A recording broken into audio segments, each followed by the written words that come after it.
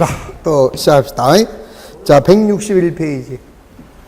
자, 지금까지는 별거 아니었죠? 에? 어렵다? 자, 그러면 161페이지는 더 쉽다. 자, 먼저 기업의 재무상태. 아까 재무상태표라고 얘기를 했죠. 자, 재무상태란 우리가 항상 재무상태에서 중요한 거는 뭐라고 그랬어요? 일정 시점이고, 자, 일정 시점에 자산이나 부채, 자본의 상태, 요게 바로 재산이나 채무다 이랬잖아요. 그러면 재산에는 자, 자산이나 부채와 자본이 있는데, 자, 우리가 이제 일반적으로 그러잖아요. 자기가 갖고 있는 재산에는 순수한 자기 재산도 있고 남의 재산도 있잖아. 그렇죠? 그러니까 다시 말해서 아파트를 살 때, 자, 얘가 1억인데 자기 돈이 7천이면 은행 융자가 3천이 있다. 그러면 내 재산은 얼마예요? 1억이잖아. 내 재산은 1억이야. 그렇죠? 그러면 1억 속에는 순수한 자기 재산도 있지만은 남의 재산도 내 재산이 된다. 이런 얘기죠. 그래서 자, 기업의 재무 상태란 재산 상태와 채무, 빚의 상태가 어떠냐, 요거를 파악하는 게 요게 하나의 재무 상태의 파악이고, 그 재무 상태를 파악해서 하나의 표를 만들어 주면 그거를 뭐라 그래요? 재무 상태표, 이렇게 얘기를 하는 거지. 자, 그러면 이제 재무 상태표다라고 할 때는 우리 아까 뭐라고 했어요? 일정 시점이라고 그랬기 때문에 두 개가 필요한 거죠. 하나는 뭐야? 초의 재무상태표, 그 다음에 또 하나는 뭐예요? 말의 재무상태표, 이게 두 개가 있어야만 비교가 된다, 이 소리라. 그러면 우리 아까, 자, 왼쪽에는 뭘 쓴다? 자산. 그 다음에 오른쪽에는 부채와 자본을 기록한다. 그러면 여기가 자산이 500인데 부채가 200이라면 자기 돈은 얼마? 300. 자, 그 다음에 말에는 다시 APK 들어가는데, 자, 기말의 자산이 600이다. 그러면 기말의 부채가 100원이라면 기말의 자본은 500. 이렇게 되겠죠? 그럴 때 요 자본을 우리는 뭐라고 그래요? 기초의 자본이라고 하고, 요거는 뭐가 될까? 기말의 자본이 되는 거죠.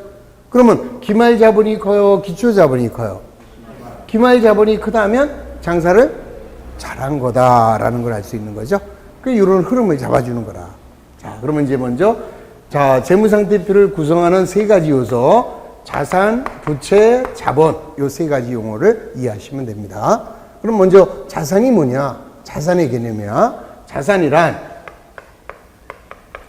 기업이 소유하고 있는 모든 재화나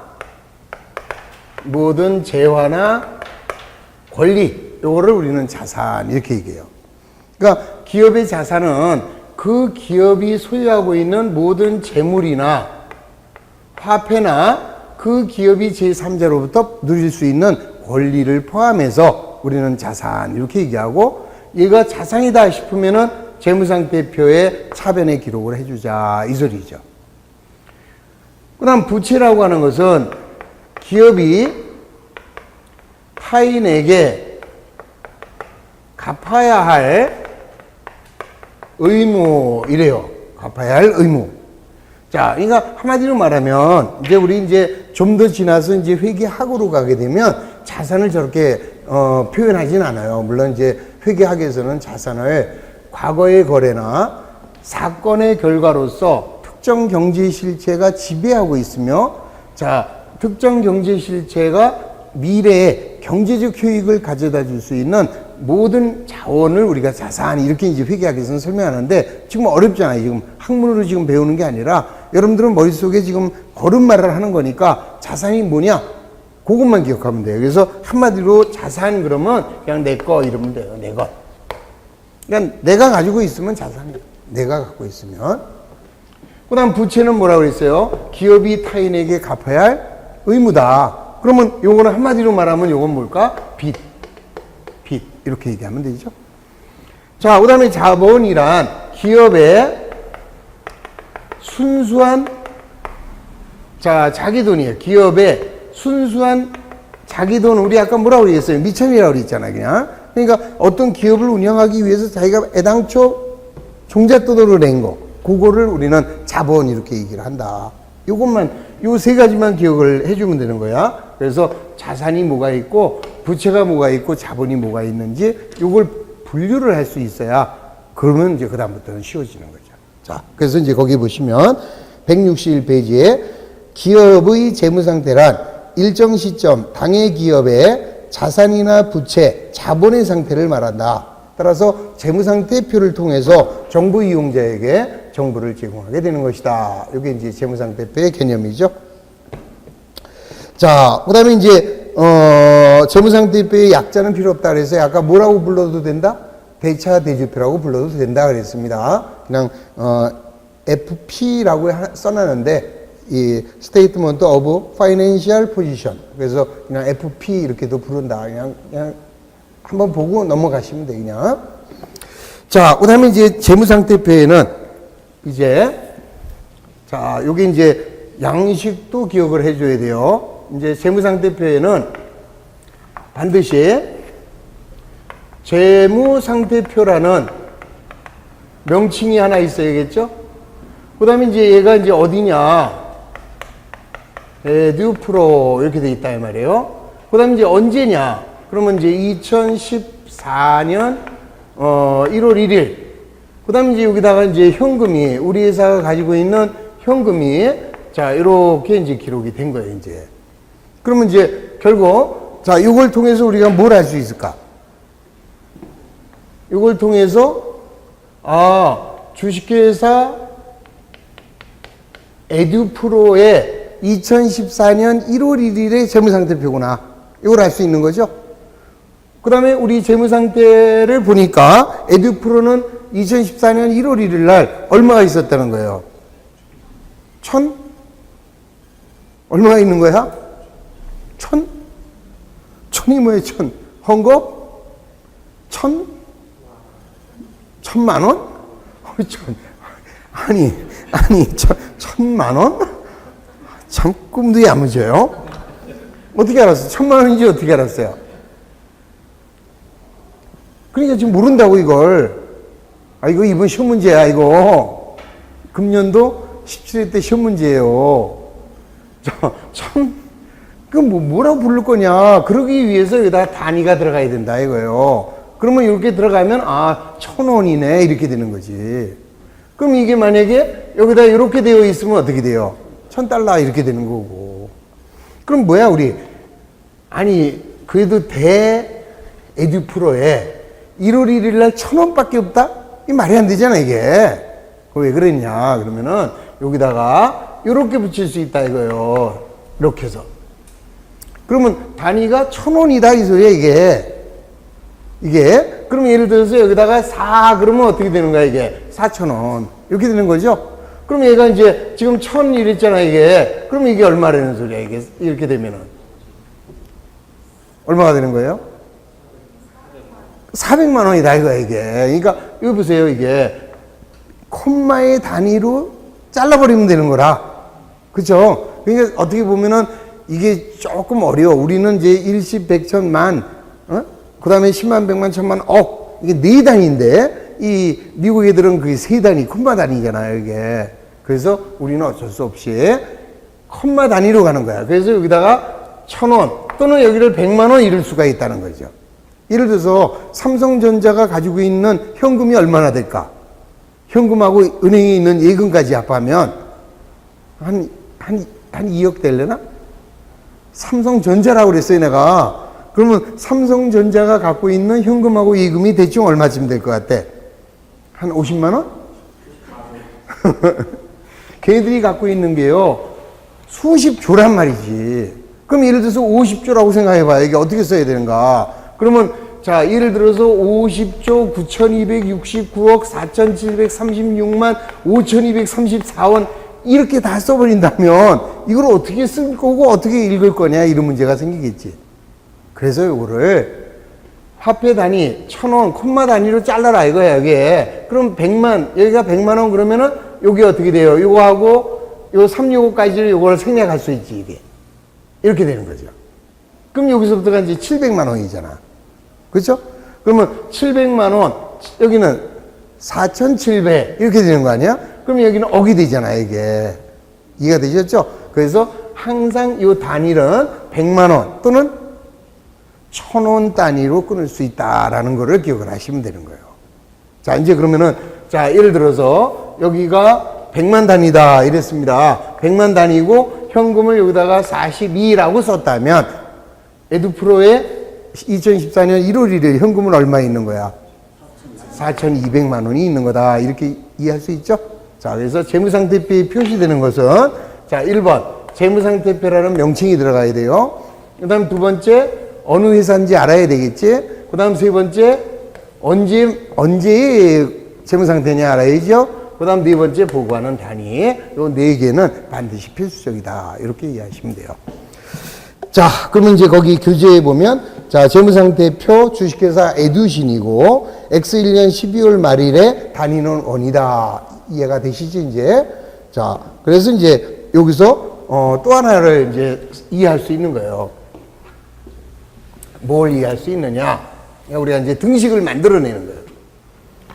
이 등식을 외우려고 하지 말고, 자, 지금 우리는 2시간, 3시간째예요. 이걸 내가 몇 번 그렸다고. 그러면 우리는 왼쪽에는 뭐가 기록돼요? 자산이. 오른쪽에는 부채와 자본이. 그러면 이걸 가지고 식을 만들면 그게 등식이잖아. 자, 그럼 결국 우리 아까 자산은 A라고 했어요. 부채는 P, 자본은 K. 이게 사실은 APK라고 해도 되고, 아니면 이제 이것도 A, 그 다음에 L, 그 다음에 C 이렇게도 얘기를 해요. 이 독일어에서는 APK예요. 독일어는 에크티브와 패시브와 캐피탈 이거고, 그 다음에 이제 그 영어에서는 ALC 이렇게 됩니다. 그런데 이제 우리 일반적으로 이렇게도 부르지만 일반적으로는 이걸 더 많이 써. APK를. 그래서 그냥 A는 자산, P는 부채, 이제 이런 식으로 개념을 잡아주면. 자, 여기서 이제 보자고요. A는 A 600원이네.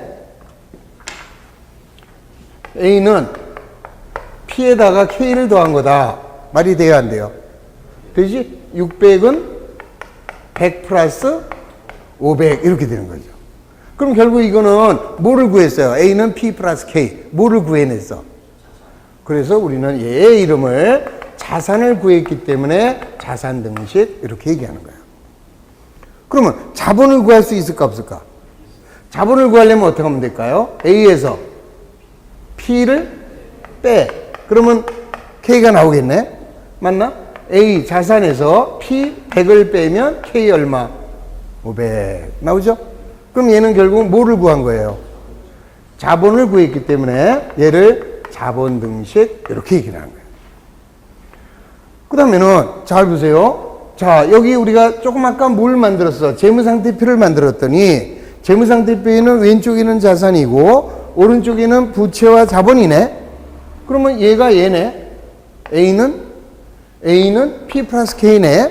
아하. 그러면 얘는 자산 등식이면서 아울러 재무 상태표 등식이다. 이렇게도 부를 수 있겠죠? 오케이? 등식 이름도 이제 알아두시는 거예요. 그래서 A는 P 플러스 K야.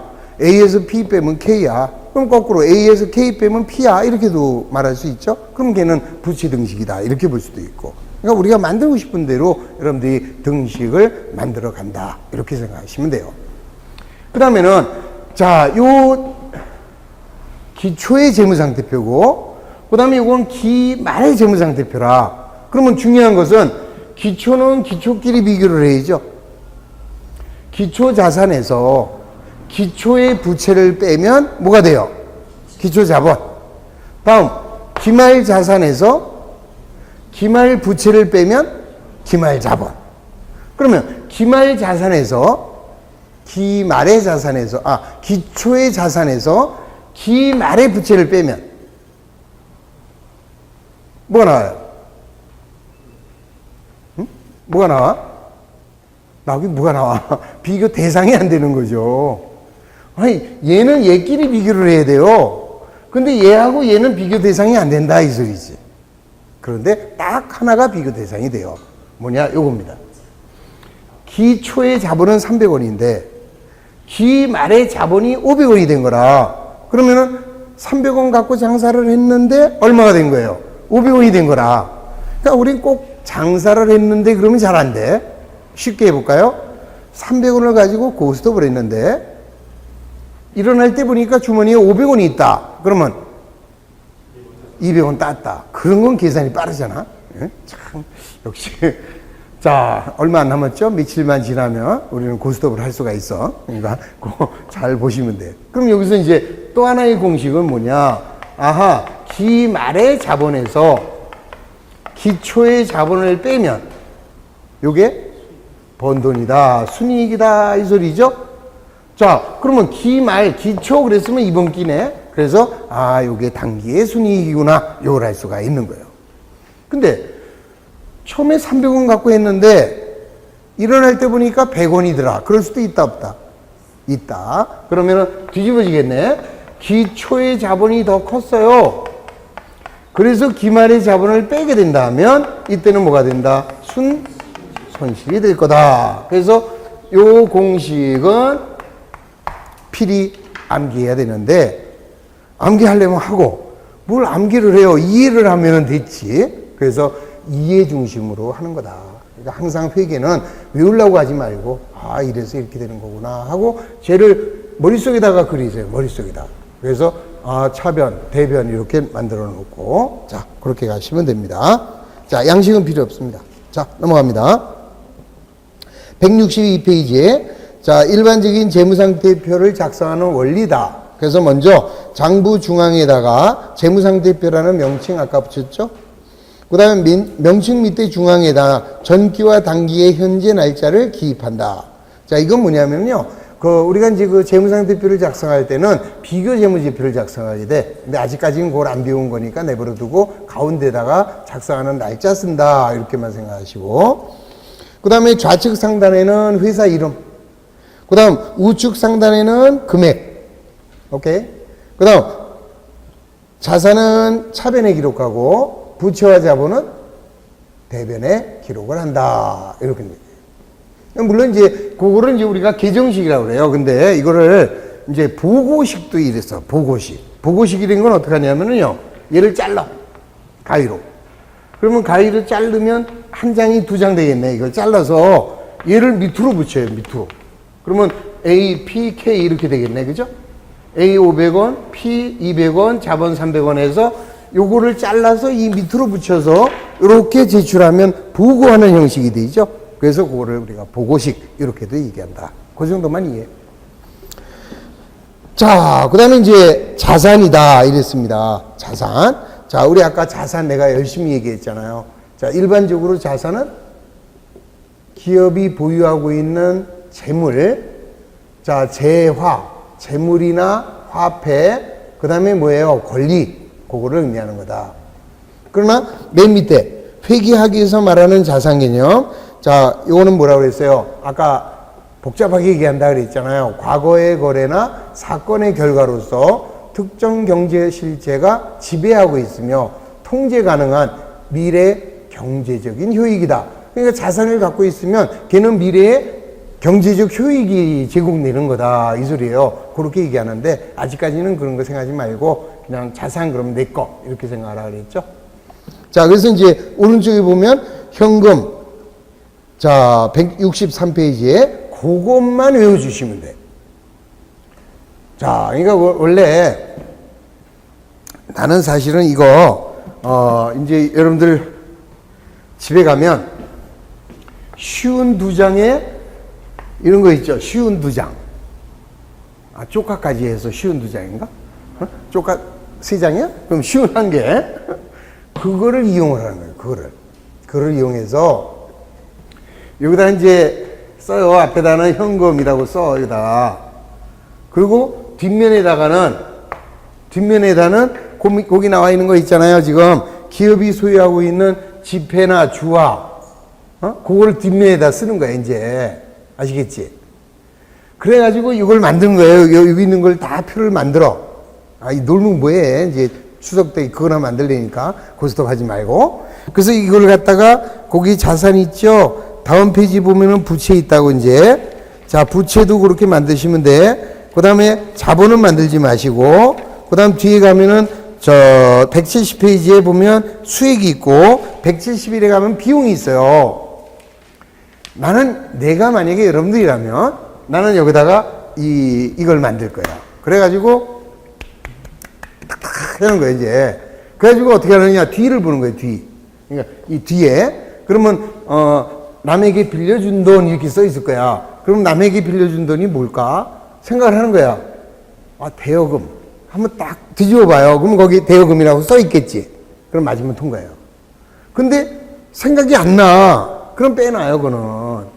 그래서 틀린 것만 자꾸 연습하는 거예요, 이제. 그러면 계정 과목은 이틀이면 끝이다. 그렇게 해서 외우면은 절대 안 틀리거든요. 근데 그걸 안 해.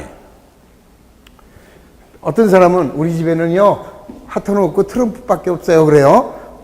그럼 크면 안 되나? 그것도 되잖아요. 자, 이렇게 하시든지. 좋아. 아니면, 우리 아까 카페에 있었잖아요. 신바람 회계.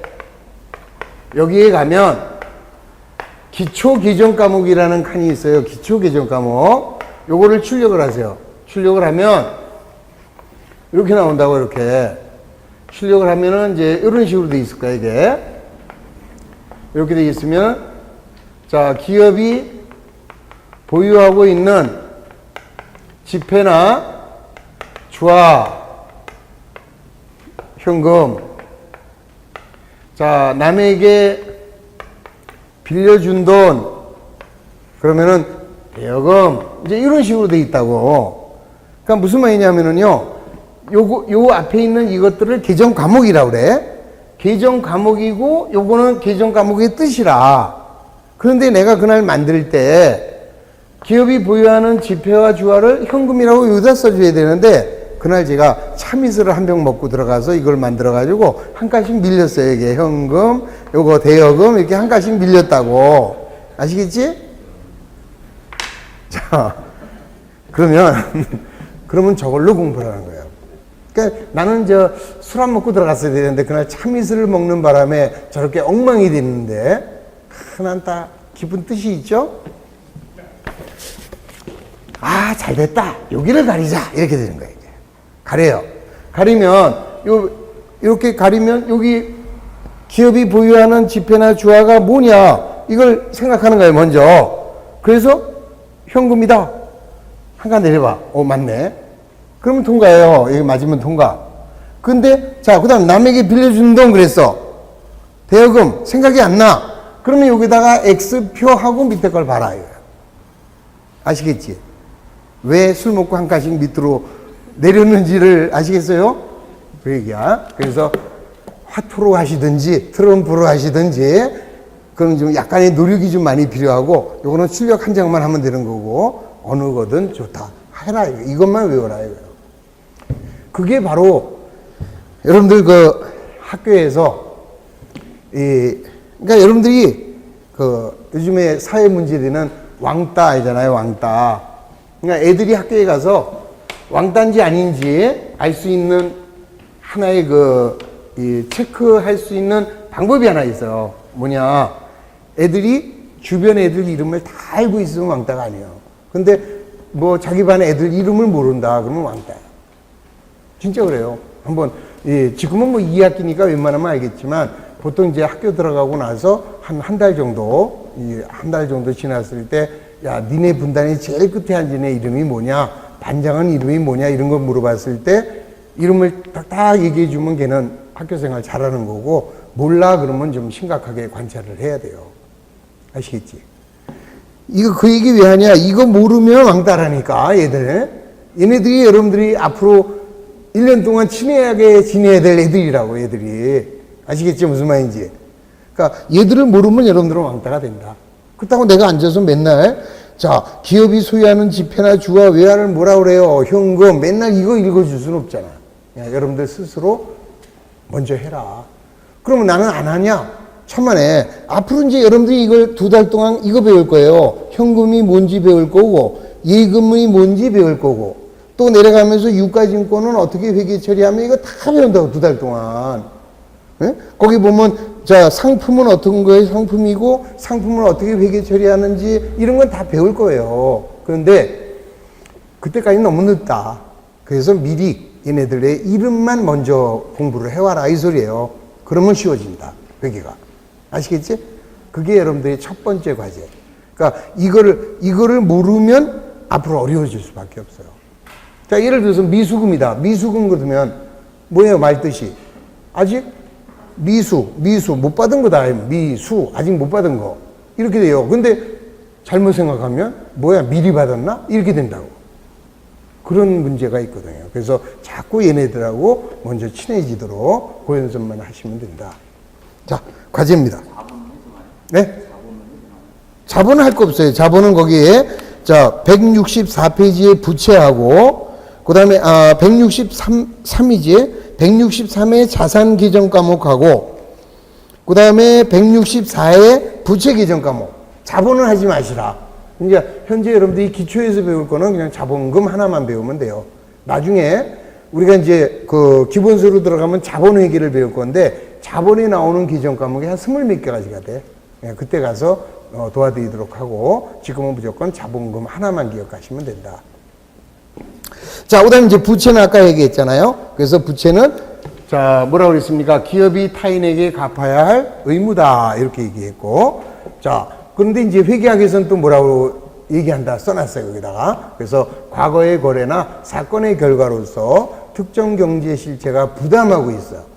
그 다음에 그 이행을 하기 위해서는 자기가 가지고 있는 미래의 경제적 효익이 어떻게 된다? 희생이 된다라는 거. 그게 바로 부채인데, 아직까지는 그런 거 필요 없고 그냥 빚이다. 자, 따라서 이 부채는 별로 어렵지 않아요. 왜 어렵지 않냐? 갚으면 끝나잖아. 그러니까 제일 중요한 건 자산입니다. 자산은 자기 거잖아. 그러니까 굉장히 중요하고, 또 그만큼 자산은 우리가 많이 배워요. 이제 우리가 그 시간적으로 본다면 반은 자산에 대해서 배워요. 부채는 그냥 대부분 단반에 끝나버리지. 자, 넘어가십니다. 그래서 거기 있는 그 부채 꼭 기억하시고, 자본은 아까 얘기한 대로 다 읽지 말고 자기가 투자한 돈이 자본이다. 그 정도만 기억하고. 그 다음에 이제 이러한 자산과 부채와 자본을 우리 IFRS에서는요, 크게 이제 자산을 2가지로만 구분합니다. 유동자산과 비유동자산으로 구분한다. 부채도 마찬가지. 유동부채와 비유동부채로 이렇게 구분한다. 자산은 유동자산과 비유동자산으로, 부채도 유동부채와 비유동부채로 구분한다. 저거의 구분 기준은 뭐냐면요, 그냥 1년이다. 이렇게 생각하시면 돼요. 1년 기준. 또는 이제 정상 영업주기의 기준. 자, 그러니까 쉽게 말씀드리면 자산이라는 것은 언젠가는 뭐가 될까요? 언젠가는 현금화가 된다고, 현금이 된다고. 물론 현금이 되지 않고 소멸될 수도 있지만 일반적으로는 현금이 돼요. 근데 현금화되는 속도가 어떻게 되느냐 이 소리입니다. 현금화되는 속도. 그러면 예를 들어서 우리가 상품을 외상으로 팔았습니다. 그러면 상품을 외상으로 팔았으면 그 돈을 받아야 될 거 아니에요. 그럼 일반적으로 언제 받아? 1년 안에 받아? 1년 지나서 받아요? 1년 이내에 받는다. 그러면 유동자산이에요. 근데 누가 1년 이내라고 그랬어? 상대방이 물건 사가면서 나 이거 3년 있다 갚을게 하고 가져갈 수 있잖아요. 그럼 똑같이 내가 외상으로 팔았지만, 아까는 일반적인 경우는 1년이 안 되니까 유동자산이지만, 두 번째 3년 있다 줄게 하고 가져갔다면 걔는 비유동자산이다 이 소리예요. 우리 은행에 예금합니다. 은행에 예금한 거 언제 찾아요? 일반적으로 1년이 안 돼서 찾는다라고 하면은 유동자산이야.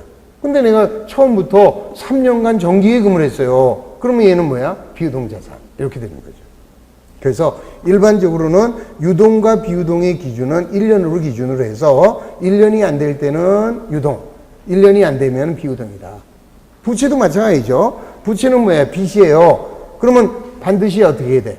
갚아야 돼. 그러면 1년 이내에 갚으면 유동. 그 다음 1년 이후에 갚아도 된다. 비유동. 이렇게 구분하시는 거예요. 그 다음에는 정상영업주기라고 하는 것은요. 자, 내가 어떠한 물건을 생산을 합니다. 어떤 물건을 생산하고 보유하다가 판매를 해요. 그 다음에 돈을 회수합니다. 자, 내가 원래 현금이 있어서 현금을 이용해서 생산하고 보유하고 있다가 판매를 해서 뭘로? 돈으로 회수합니다. 여기서부터 여기까지 기간. 요게 바로 정상 영업주기예요. 돈이 돈으로 다시 바뀌는 과정. 그래서 요거와 요거를 기준으로 해서 1년 기준과 정상 영업주기 기준 중에서 긴 놈을 가지고 자, 얘가 만약에 6개월이다 그러면 1년 기준이고 얘가 1년 6개월 정도 된다 그러면 얘 1년 6개월 이내에 현금화가 된다. 유동. 1년 6개월이 넘는다 그러면 비유동. 이렇게 구분해라. 아시겠지? 자, 그 정도만 이해하시면 돼요. 자, 넘어갑니다. 그러면 이제 166쪽으로 가시면 자, 다음에 개정 과목을 자산, 부채, 자본으로 구분하라. 자, 지금 아직 안 배웠기 때문에 사실은 못해요. 틀려도 괜찮아. 그냥 가볍게 이미 여러분들이 저 화투를 통해서 아니면 저 뭡니까? 프린트물을 통해서 외웠다고 가정하고 그냥 오늘은 연습 삼아 해봐요. 현금은 뭐다? 자산. 당좌예금. 자산. 대여금. 자산. 빌려준 돈. 선거금. 먼저 준 돈이에요. 선거금은 먼저 준 돈이니까 자산. 선수금은 먼저 받았다. 부채. 외상매입금. 부채. 갚아야 될 거니까 상품. 자산. 비품. 자산. 비품이라는 거는 뭐냐면은 사무실에 있는 집기류 같은 거를 우리가 비품 이렇게 얘기를 해요. 자본금은 자본. 지급보험. 지급보험. 부채. 그러니까 내가 물건을 샀어요. 그리고 언제까지 주겠다 하고 어음을 발행했어. 그럴 때 지급보험이라고 하고 어음대금을 갚아야 되니까 부채다. 차입금, 부채, 건물, 자산, 미수금. 자산, 미수금은 아직 못 받은 돈이에요. 그러면 아까 상품을 팔았는데 못 받았다. 그럴 때는 외상매출금이고 미수금은 상품이 아닌 놈을 팔았는데 못 받았을 때 그걸 미수금이라. 그러니까 중요한 게 이제 앞으로 이제 배울 거예요. 다. 다시 한번 얘기하면 우리는 상기업이기 때문에 그래서 일반적으로 상거래냐 아니냐 이게 중요해요. 그래서 상품을 팔았는데 돈을 못 받았다. 그럴 때는 외상매출금이고 상품이 아닌 건물이나 비품을 팔았는데 돈을 못 받았다. 그럴 때는 미수금 이렇게 얘기를 한다.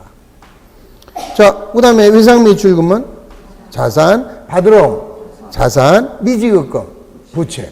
자, 아까와 마찬가지. 상품을 샀는데 아직 안 줬대요. 그러면 뭐야? 외상 매입금이라는 부채가 돼요. 그런데 상품이 아닌 건물이나 차량이나 기계를 사고 돈을 아직 안 줬다. 그럴 때는 상거래와 구분하기 위해서 그 경우에는 미지급금 이렇게 얘기를 해요. 아직 안 준 돈 따라서 부채다. 자, 예수금은 저 위에 하나 안 했지? 차량 운반구 안 했네? 차량 운반구는 자산. 예수금은 맡아둔 돈이야. 내가 누구한테 줄 거를 맡아놨을 때 예수금. 그럼 내 돈 아니죠? 따라서 부채다. 그래서 그거는 지금 틀리셔도 관계없어요. 이번 주까지 다음 주 아니 다다음 주에 오시는 거죠? 그때까지는 얘네들하고 친해져서 와야 돼. 아시겠지? 자, 문제 2번 같은 건 얼마나 쉬워요? 다음에 가로 안에 들어갈 금액을 계산하라. 자, 먼저 삼형전자는 총 자산이 얼마 있대요? 자, 총 자산이 400이 있는데, 자, 부채가 얼마 있대요? 80이라. 그러면 얘 자본은 얼마냐? 이 소리. 얼마? 320. 자, 이게 도저히 안 된다. 그러시는 분들은 그냥 조용히 가시면 돼. 그리고, 연말까지, 연말이 아니라 한 1년 정도, 자, 더하기 빼기를 연습해갖고, 후년 9월 1일 날 이렇게 오시면 돼요. 지금 이게 계산이 안 되는 사람은. 자, 그 다음 2번. 한국건설. 자, 총 자산이 500이래네. 자, 그 다음에 부채가 250이래. 그러면 자본금은? 네, 250. 이해됐죠? 어이구, 제일 끝에 청주물산, 이건 어렵다. 청주물산은 얘를 모른다네, 그죠? 그런데 얘는 460이고, 그 다음에 얘는 540. 이런 게 어려운 거예요, 이런 게. 얘 얼마냐, 이슬이? 얼마? 어이구, 어려운 거 어떻게 됐을까? 해답 봤나?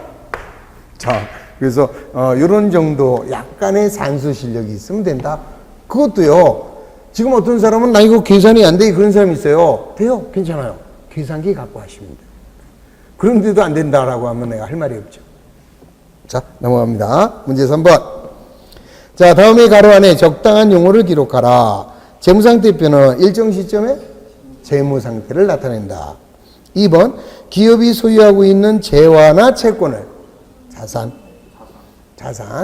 기업이 미래에 갚아야 할 채물 부채. 자, 자본 등식. 자본 등식 아까 자본을 구하려면 어떻게 했어요? 자본은 자산 마이너스 부채. 오케이. 재무상태표 등식. 자산은 부채 플러스 자본. 얼마나 좋아요? 자, 문제 4번. 다음은 X 1년 12월 말에 에두신의 자산과 부채의 현황이다. 재무상태표를 작성하고 자본금을 계산해봐라. 자, 어떤 건가요? 그럼 이제 먼저, 자, 이런 게 시험에 나올 리가 없죠? 왜요? 주관식이잖아요. 자, 우리 시험은 객관식이지? 그러면, 자, 자산이다 생각하면 차변에, 부채다 생각하면 대변에 교통정리만 하면 되는 거예요. 자, 갑시다. 현금은? 자산, 차변, 현금 40. 그 다음 외상매출금은? 자산, 차변의 외상매출금은 80. 단기대여금. 단기대여금도 자산으로 20. 상품. 자, 상품은 자산으로 60. 건물. 자, 건물은 자산으로 90. 자, 외상매입금은? 부채. 따라서 대변에 외상매입금은 얼마? 70. 단기차입금은? 자, 단기차입금은 부채로서 40. 다음 미지급금. 부채. 자, 부채로서 미지급금은 30. 자, 그 다음에 자본금. 모른다. 이랬잖아요. 지금 자본금을 모르는 거지? 끝났어요. 그러면 이제 여기에서 우리가 알 수 있는 것은 자산은 다 나왔으니까 자산이 모두 얼마인가 계산하면 되죠? 290. 그러면 얘가 290이면 얘도 얼마가 돼야 돼요? 290이 돼야 되는데 얘가 얼마야? 140. 따라서 자본금은 150. 이렇게 해서 구해주는 거예요. 이해하셨죠? 자, 그리고 이제 여기서도 보세요. 여기서도 이제 물론 사실 이런 건 몰라도 되는 건데 어차피 얘가 시험에 나오지 않는다 그랬잖아요. 그런데 우리 이제 그렸잖아요. 이렇게 그렸으면 자, 이쪽에는 둘, 넷, 5칸인데 이쪽에는 4칸이지, 그죠? 그러면 좀 뭔가 이상하잖아. 기울어져. 그래서 못 쳐나오게 여기다 이렇게 삐딱하게 이렇게 거줘요. 이런 거를 사선이라고 그래. 이렇게 해서 마무리하는 거다. 그리고 이쪽 금액하고 이쪽 금액이 같잖아요. 같으니까 이제 여기다가 두 줄을 그어서 이렇게 끝내버려요. 요걸 마감이라고 하는 거예요. 몰라도 됩니다. 왜? 우리는 실물을 배우는 게 아니기 때문에. 그래서 실물을 배울 때는 저런 것까지 하지만 우리는 객관식으로 이런 문제가 시험에 나왔다 그럴 때는 자본금 얼마요? 요게 시험이에요. 그럼 150 요것만 찾아내면 끝이다. 자, 문제 5번도 마찬가지. 자, 다음에 삼성상점의 12월 말일의 자료에 의하여 재무상태표를 작성해라. 단지 이번에는 예수금이 얼마냐 이렇게 물어보고 있잖아요. 그럼 이제 어떻게 하면 될까? 이것도 자, 이렇게 이제 재무상태표를 그려서 이건 뭐 그릴 것도 없어요, 사실은. 그치? 그리고 이제 우리는 이제 이것만 해주면 되지. 왼쪽, 오른쪽, 이것만 놀아주면 돼. 자, 하나하나 가면서 차변이냐, 대변이냐, 이것만 불러보세요. 현금. 차변에 100. 외상매출금. 차변에 400. 단기대여금. 차변에 200. 예수금. 예수금은 부채니까 대변인데 얼마인지 모르잖아요. 이렇게 괄호.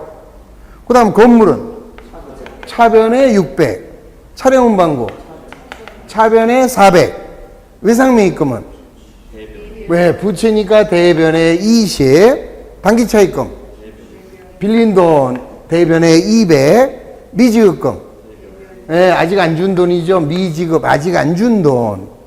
자본금은 대변에 1230. 끝났지? 그럼 이제 이렇게 놓고 차변이 모두 얼마인가? 5, 2, 6, 4, 1700만 원이네. 그럼 여기도 이제 1700이 돼야 되니까 계산하면 얼마가 돼요? 1400, 1650. 그러면 여기가 50 이렇게 되겠지. 아시겠죠? 자, 그러니까 중요한 건 뭐예요? 계산기가 해주는 거니까 계산 문제 신경 쓰지 말자. 중요한 거는 자산이면 왼쪽, 부채면 오른쪽. 요 교통 정리만 할 줄 알면 되는 거지. 그러면 교통 정리를 잘 하려면 아까 친해야 될 애들, 걔들하고 친해지면 된다. 어렵게 생각하지 마세요. 그러니까 누가 회계를 어렵다고 얘기하는지 난 이해가 안 가요. 하여튼 다시 한번 부탁을 합니다. 아시겠지? 자, 그 다음에 이제 168페이지에 보면 기업의 경영성과 그랬습니다. 그래서, 우리가 이제 그 손익계산서인데 아까 설명을 드렸죠? 저희 포괄 손익계산서도 될 수 있고 그냥 손익계산서 이래도 된다. 아직까지는 포괄 손익계산서는 안 배웠으니까 그냥 손익계산서 이렇게 얘기를 해요. 자, 손익계산서에는 자, 여기다가 손익계산서라는 명칭을 써야 되고, 그 다음에 이제 어느 회사 건지 알아야 되니까, 자, 주식회사 에이드프로, 그 다음에 X1년 1월 1일부터 12월 31일, 그 다음 단위는 원, 뭐 이게 들어가야 되겠네. 그래서 요 네 가지가 필수사항. 손익계산서라는 명칭, 회사 이름, 작성 기간, 보고 단위, 이렇게 들어가고, 그 다음에 왼쪽 차변에는 비용을, 오른쪽에는 뭐예요? 수익을 기록하게 된다. 그럼 이제 왼쪽에 비용의 합계가 70원이다. 수익이 100원이다. 그럼 어디가 커요? 수익이 비용보다 크니까 그 차이를 우리는 뭐라고 한다? 당기순이익, 이렇게 얘기할 수 있는 거죠. 그럼 반대로. 자, 비용이 70원인데 수익이 50원이 돼요. 수익이. 그러면 이때는 어때요? 손해가 나온 거지. 비용이 더 많으니까. 그럼 이쪽에다 뭐가 돼요? 당기 순손실이 얼마? 20원. 이렇게 되는 거예요. 그래서 이제 여기서도 원래가 이제 손실이 나오잖아요. 이제 손실이 나오면은 여기다가 이제 눈에 띄게끔 당기 순손실 20 이렇게 붉은 것이 있어요. 그럼 눈에 팍 띄잖아. 경고지, 경고. 그래서 우리가 이제 여기서도 이제 알 수 있는 게 뭐냐면은 옛날부터 장사를 해요. 장사해서 손해를 봤을 때 뭐라 그래요? 손해를 봤다 그럴 때 죽고 싶다 그래요? 죽고 싶다도 하지. 그런데 다른 말로 뭐라고 얘기하는지 알아요? 나 적자 봤어. 이런 말을 못 들어봤어? 적자 봤어. 그런 말 들었죠? 적자가 뭐예요? 붉은 글씨를 봤어. 이 소리예요. 그러면 이익이 나면은 흑자 봤네 그러지. 검은 글씨.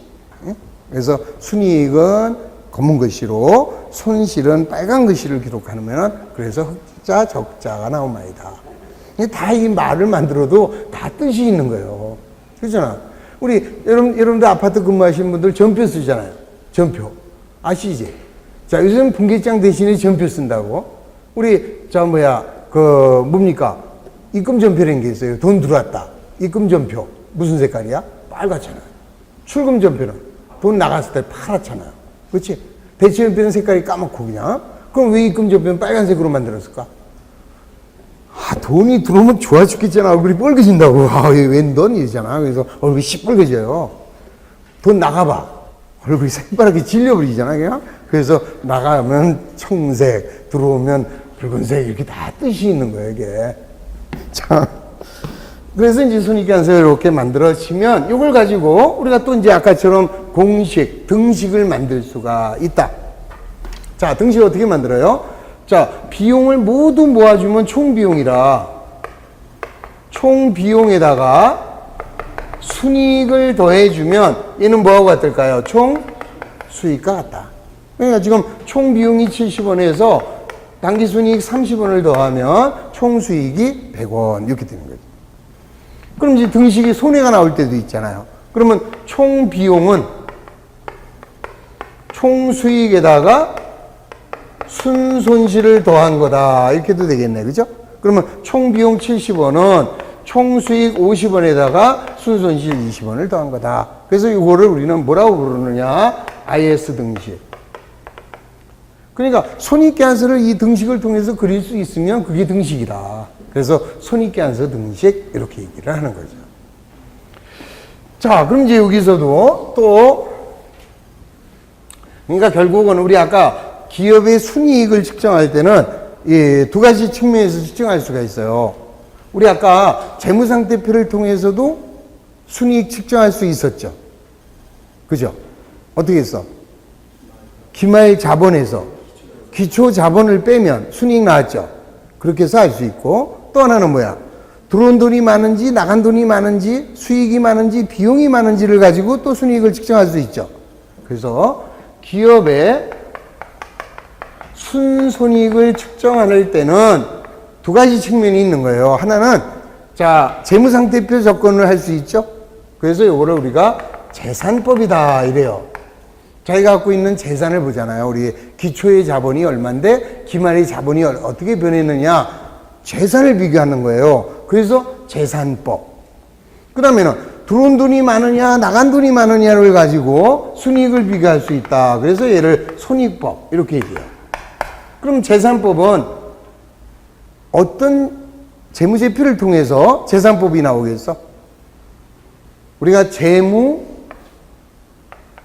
기업의 재무 상태를 알 수 있는 여러 가지 표, 그래서 재무제표라고 하고, 재무제표에는 조금 아까 얘기한 재무상태표. 이거 보세요. 자, 기업의 재무 상태를 통해서 기업이 얼마 벌었나 알 수 있다 없다? 자, 기초의 자본이 300원이에요. 근데 기말의 자본이 500원이 됐어. 그럼 얼마 벌었어요? 200원 벌었잖아요. 알 수 있잖아. 근데 중요한 거는 200원 번 건 알지만 어떻게 벌었는지를 모르잖아요.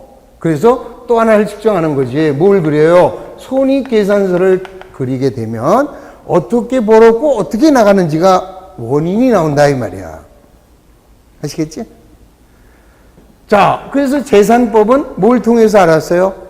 재무상태표를 통해서 안다 이 말이지. 그래서 이거를 재무상태표 접근법 이렇게 얘기하고요. 손익법은요, 얘는 손익계산서를 통해서 알 수 있는 거지. 그래서 얘를 손익계산서 접근법 이렇게 얘기를 하는 거지. 그럼 이제 어떻게 돼요? 재산법에서는 기말의 자본에서 기초의 자본을 빼면 뭐가 나와요?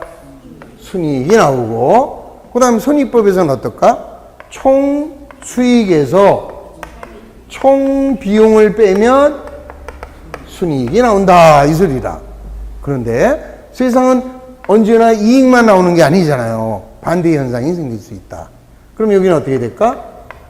기초의 자본에서 기말의 자본을 빼면 순손실이 될 거고, 총 비용에서 총 수익을 빼면 얘가 순손실이 될 것이다. 이렇게 볼 수 있는 거죠. 아시겠지? 자, 그래서 우리는 일반적으로 요거를 재산법이라고 하고 재무상태표 접근법이라고 하고, 또는 다른 말로는 경제학적 이익개념이라 그래요. 경제학적 이익개념 이렇게 얘기하고, 그 다음에 이제 손익법을 가르쳐서 자 손익계산서 접근법 이렇게 얘기해요. 손익계산서 접근법이라고 하고, 얘를 이제 회계학적 이익개념이다 이렇게 얘기해요. 회계학적 이익. 자, 이건 이제 무슨 말이냐면은 우리 경제학에서는요 이익을 어떻게 정의를 하느냐면은 주 말에도 주초와 같은 자본을 유지하면서 사용한 돈을 우리가 이익이다 이렇게 정의를 하는 거예요. 다시 말하면 처음 한 주의 초에 100만 원이 있었어요. 아시겠지? 근데 기말의 자본이 얼마냐? 기말에 주말에 120만 원이다 이러면 주말에도 주초와 같은 자본을 유지하면서 남은 돈이 얼마가 되겠어? 20만 원이 되죠? 그게 이익이다. 이렇게 정리하는 거예요. 그러니까 결국 경제학에서는 기말 자본에서 기초 자본에 비교를 하면 이익이 나온다 이 소리라. 그래서 경제학이라고 하는 거고, 우리 회계에서는 어떻게 해서 벌었어, 어떻게 해서 나갔어 이걸 따지잖아. 그래서 손익법을 가르쳐서 회계학적 이익 개념 이렇게 얘기하는 거예요. 아시겠지? 자, 그 다음에 이제 재산법은요 그대로 고정화되어 있어. 그래서 정폐적 보고서다 이렇게 얘기해요. 재무상태표는. 그 다음 손익계산서는 일정 기간이잖아요. 그래서 얘는 동태적 보고서 이렇게 얘기하고. 다시 손익계산서를 뭐라 그래요?